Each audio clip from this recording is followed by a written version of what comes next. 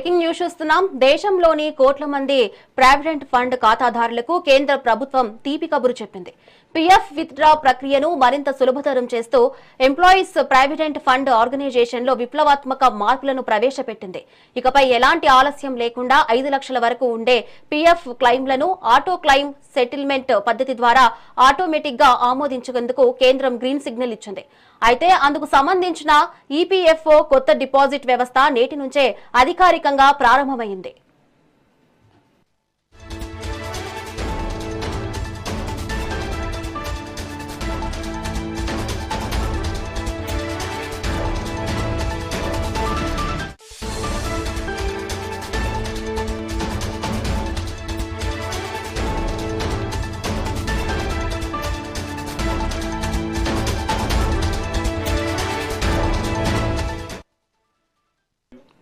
అయితే కొత్తగా చేపట్టిన టెక్నికల్ మార్పుల వల్ల ఇక నుంచి పీఎఫ్ సేవలు శరవేగంగా సాగనున్నాయి.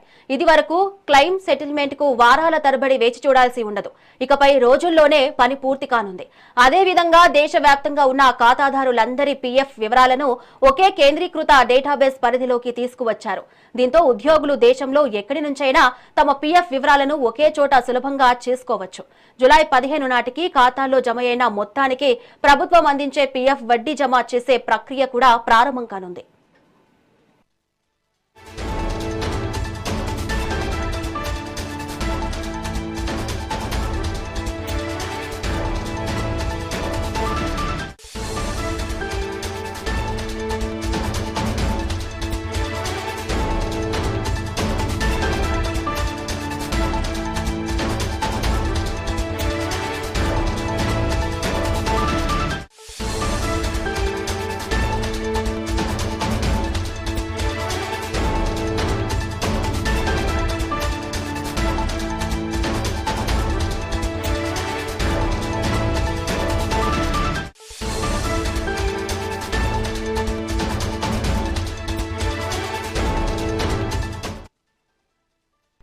బ్రేకింగ్ న్యూస్ చూస్తున్నాం. దేశంలోని కోట్ల మంది ప్రావిడెంట్ ఫండ్ ఖాతాదారులకు కేంద్ర ప్రభుత్వం తీపి కబురు చెప్పింది.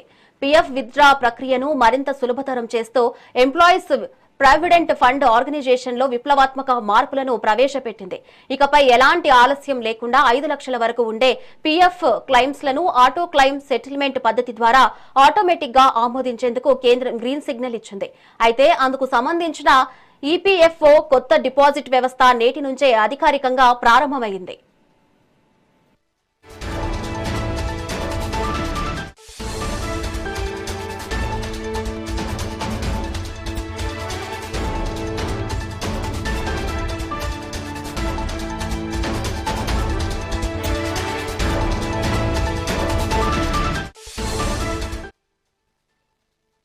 అయితే కొత్తగా చేపట్టిన టెక్నికల్ మార్పుల వల్ల ఇక నుంచి పీఎఫ్ సేవలు శరవేగంగా సాగనున్నాయి.